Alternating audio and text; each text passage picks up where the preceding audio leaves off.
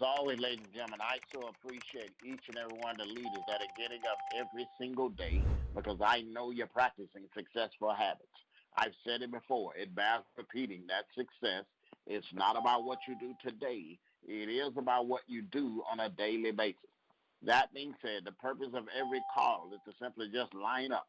One of my early mentors in life, Mr. Jim Rome, who said if you want to be successful in life, you need to talk about the things that matter to the people that care. Now, if you're on the call this morning, guess what? You're the ones that care. And today, while we're still contemplating our next book, I thought I'd go back to one of my favorites, An Enemy Called Average by John Mason. Within this book, there are 52 nuggets of truth that will help you put mediocrity and unfulfilled dreams where they belong, which is out of your life. He said mediocrity is a region bound on the north by compromise, on the south by indecision, on the east by past thinking, and on the west by lack of vision. He said, I went to bed one night knowing I had to give a speech early the next morning, but when I awoke, the first thought of my mind was not what time is it or what will I wear. Instead, it was the phrase, an enemy called average. In that moment, before my feet hit the floor, I knew that God had given me the title for the book that had been stirring within me for such a long time. Keep in mind, ladies and gentlemen, the book is written for people who want to quit so that they won't. And for people who want to go to another level so that they can. Each of us, I believe in my heart of heart, has been given a certain mixture of abilities and opportunities that make us unique. No mixture is insignificant, and those matchless qualities that God has placed within all of us causes us to yearn to be above average and, dare I say it, extraordinary. So the question is this morning, where are you? The nuggets we're going to cover today is nugget number 19 and nugget number 20. When you get knocked down, get back up, and those who don't take chances don't make advances. Here's the thing. How do you respond to failure? I mean, how you do it, ladies and gentlemen, will make a significant difference in your life. See, failure doesn't mean nothing has been accomplished. There is always the opportunity to learn something. We all experience failure and make mistakes. In fact, successful people always have more failure in their life than average people do. I oftentimes tell people in my 16-year career in network marketing, I failed my way to success. I mean, I had to go through the process in order to get to where we are today and where we're going. See, great people throughout history have all failed at some point in their life. But you got to recognize, ladies and gentlemen, the way you look at failure. Failure is not permanent.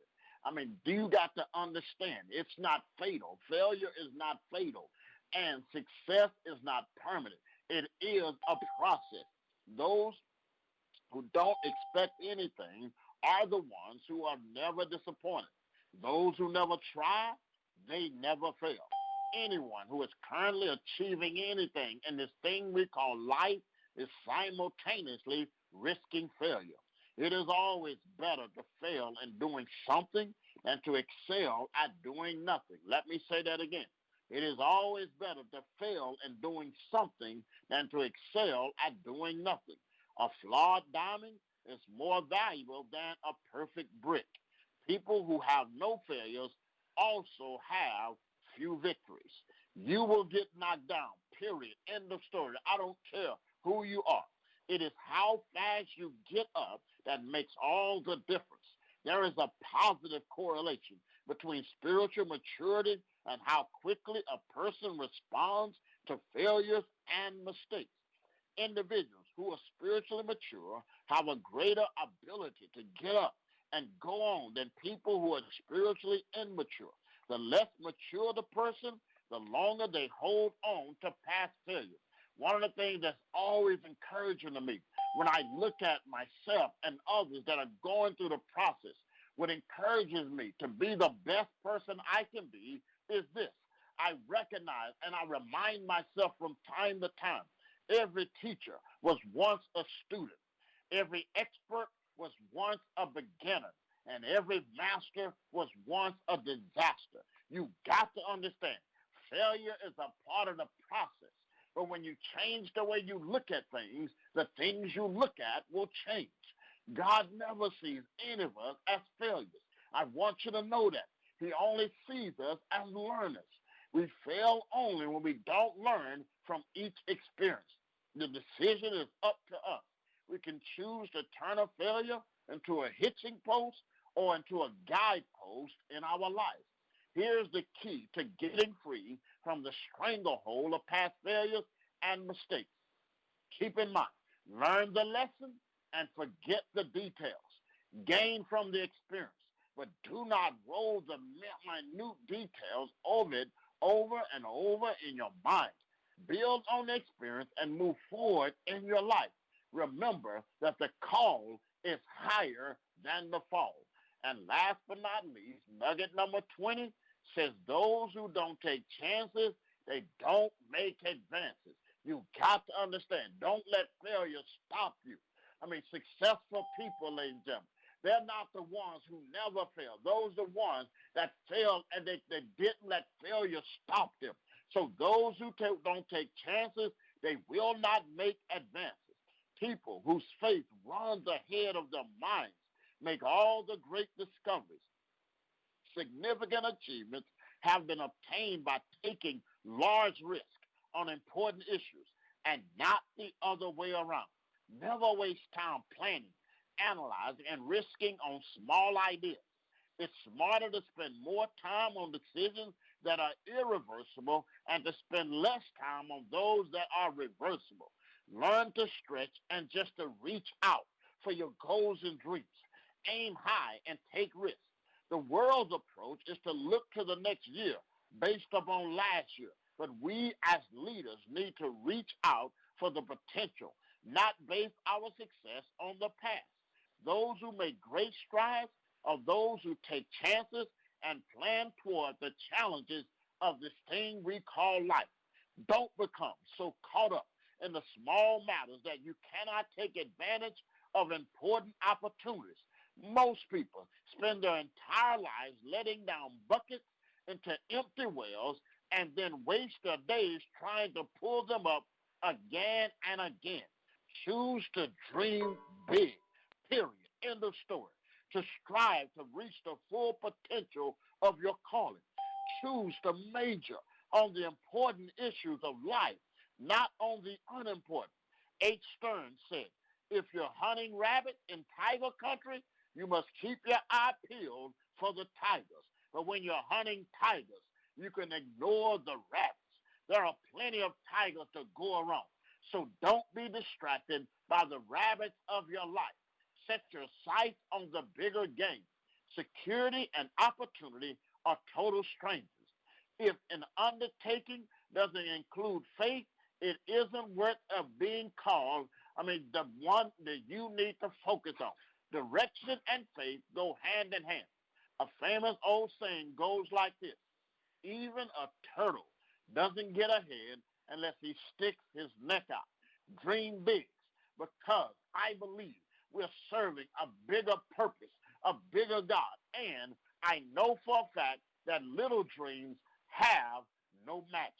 So to end the call today, I want to encourage you, ladies and gentlemen, to let you know that you have to realize that those who don't take chances, they're not going to make advances. Have the attitude. Failure is a part of the process, but it's not going to stop me. And when I get knocked down, when I get that no, when I get that rejection, I'm going to dust myself off, get back up, and continue in the fight. So to end the call today, I want to encourage you. One of my favorite motivational quotes from Mr. Theodore Roosevelt, and here's what he said. He said, I choose not to be a common man. It is my right to be uncommon if I can. I seek opportunity, not security. I do not wish to be a kept citizen, humble and dull, having a state to look after me. I want to take the calculated risk, to dream and to build, to fail and succeed. I refuse to live from hand to mouth. I prefer the challenges of life to the guaranteed existence, the thrill of fulfillment to the stale calm of utopia. I will never cower before any master, nor bend to any threat. It is my right to stand erect. proud and unafraid, to face the world boldly and say, this I have done. Choose not to be a common man, ladies and gentlemen. I mean, here's what I want you to understand. Some of the best advice my father ever gave me is, son, don't ever strive just to be average. Why? Because what is average? Average is the best of the worst and the worst of the best. It's the top of the bottom and the bottom of the top. He said if you're average, society is going to pay you below average. If you're above average, society only pays you average. But son, always strive for excellence. Always strive to do your best. Why? Because there's no limit to what society will pay if you bring excellence to the marketplace. So, ladies and gentlemen, I am mightily encouraged on a Thursday morning. Why? Because every day now, I'm being surrounded with leaders that are taking a different outlook as far as failure. They keep on pressing forward. I mean, when they get knocked down, they're getting back up. And as a result, they're at the cusp. They're at the tipping point of going from good to great, from zero to hero, and from mediocre to magnificent. So let's stay focused upon the task at hand. And for that reason, I look forward to seeing each and every one of you guys, not just at the top. We're going to see you guys over the top. And always remember, it takes leaders who have a vision to lead the people who have a dream. God bless, and have yourself a terrific Thursday.